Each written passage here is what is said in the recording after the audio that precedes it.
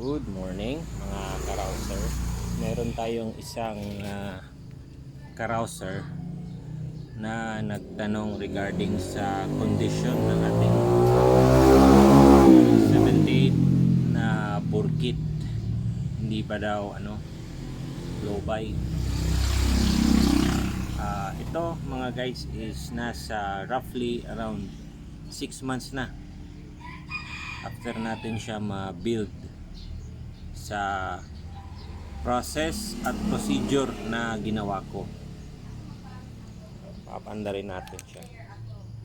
Ito, wala pa ito, hindi pa ito nakaandar itong umaga. So gagamitan natin ng may wagang remote. Andarin natin siya.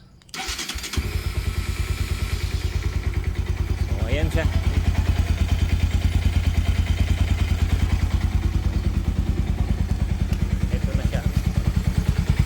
Andar niya sa umaga.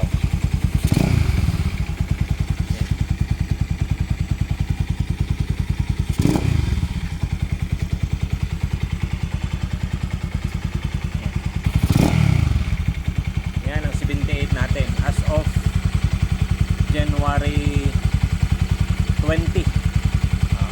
Almost 6 months na.